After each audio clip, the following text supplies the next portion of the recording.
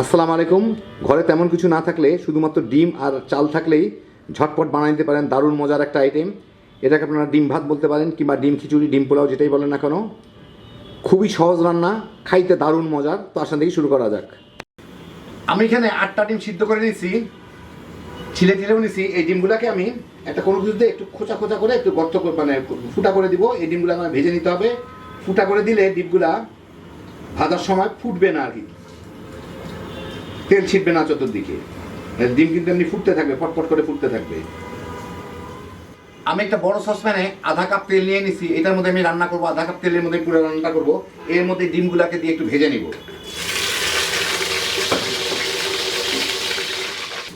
ডিমগুলা পছন্দ মতো বাদামি করে ভেজে আমি এর থেকে উঠাই নিই।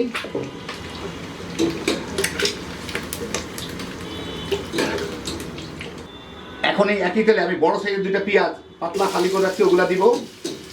দিয়ে এইটাকে একটু ভেজে নিব, হালকা একটু বাদামি হওয়া পর্যন্ত।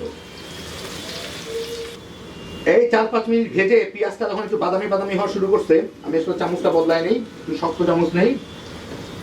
এর মধ্যে আমি দিয়ে দিব কিছু গরম মশলা, 1 চা চামচ জিরা, 4টা এলাচি আমি একটু ভেঙে রাখছি, 4-5 টুকরা দারচিনি, 3টা লবঙ্গ আর তেজপাতা। এই সামান্য কয়েক সেকেন্ড একটু নাড়াচাড়া করে নিব এর সাথে।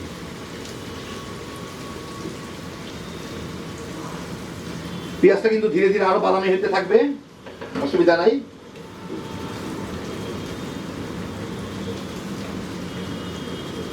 এই অল্প কিছুক্ষণ, আধা মিনিট কি তার থেকে একটু বেশি নাড়াচাড়া করে আমি এর মধ্যে দিয়ে দিব প্রায় 1.5-2 টেবিল চামচ আদা রসুন বাটা। মানে ধরতে পারেন 1 চামচ আদা বাটা, 1 চামচ রসুন বাটা, মোট 2 চামচের মতো আমি দিয়ে দিলাম। দিয়ে এর সাথে একটু ভেজে নিব। আদা রসুনের কাঁচা গন্ধটা যাতে চলে যায়, পানিটা চলে যায়, পেঁয়াজটা আবার একটু বাদামি হয়ে যাবে।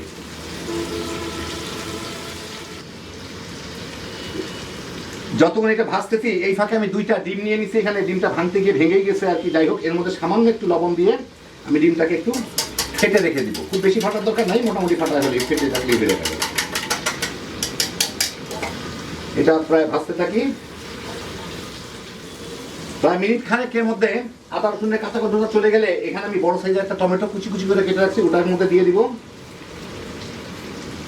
দিয়ে সাথে একটু লবণ দিয়ে এটাকে ভেজে নিব এর সাথে, যাতে টমেটোটা একটু নরম হয়ে যায়। মিনিট 2-এর মধ্যে টমেটো একটু নরম হয়ে গেলে এর মধ্যে আমি দিয়ে দিচ্ছি 1 চা চামচ করে এখানে আছে হলুদ, জিরা, ধনিয়া, শুকনো মরিচ, মরিচের গুঁড়া। মরিচের গুঁড়া হয়তো একটু বেশি আছে, যার যার স্বাদ মতো মরিচের গুঁড়া দিয়ে দিবেন।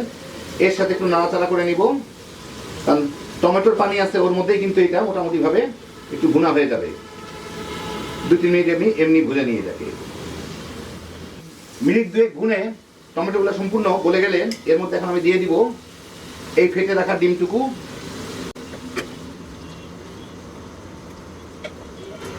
দিয়ে এর সাথে একটু মিলায় ভেজে নিতে হবে, মানে একটু নাড়াচাড়া করলেই হয়ে গেল, এমনি ভাজা হয়ে গেল আর কি।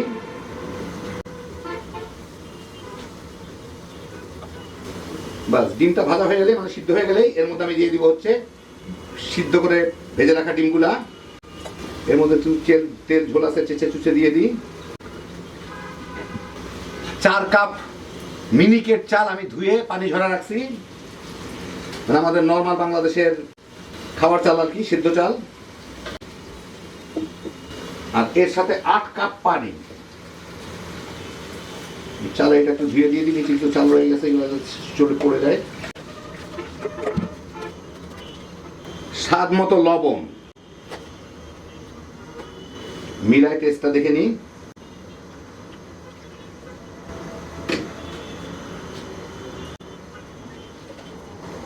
আর একটু লবণ লাগবে, দিয়ে দেই।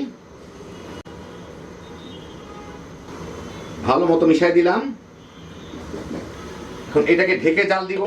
বলক আসলে, পানিটা একটু শুকায় গেলে এটাকে দমে রাখার মতো আঁচে রাখবো আর কি, আগে বলকটা আসুক।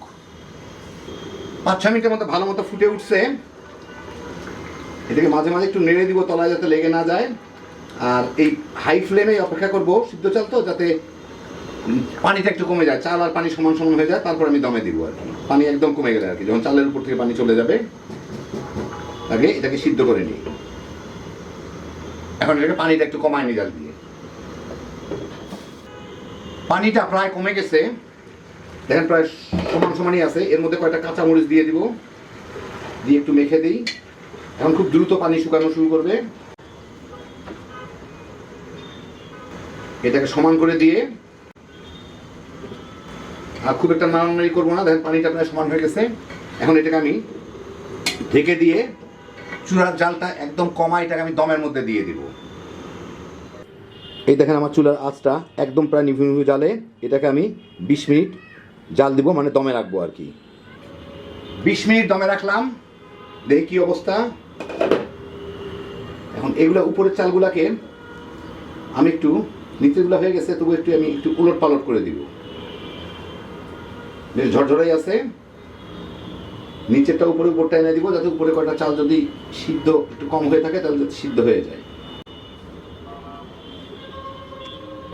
খুব বেশি না, খালি উপর নিচ করে দিলেই হয়ে যাবে।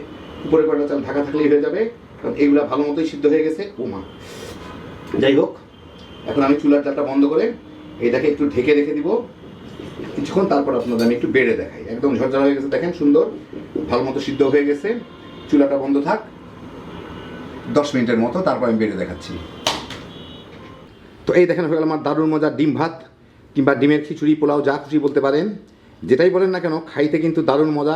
একদম ঘরে থাকা সাধারণ জিনিসে এত মজার যে একটা খাবার রান্না করা যায়, একবার না বানায় খেলে বুঝবেন না। খুব সহজে তৈরি, হ্যাপি জোশের একটা আইটেম। ঘরে কোনো কিছু না থাকলে, শুধুমাত্র ডিম থাকলেই ঝটপট বানায় বাচ্চা বড় সবাই মিলে তামা করে খেয়ে ফেলাইতে পারবেন। আল্লাহ আপনাদের সবাইকে ভালো রাখুন, সুস্থ রাখুন, নিরাপদে রাখুন। ইনশাল্লাহ বেঁচে থাকলে আবার দেখা হবে। ফি আমানিল্লাহ।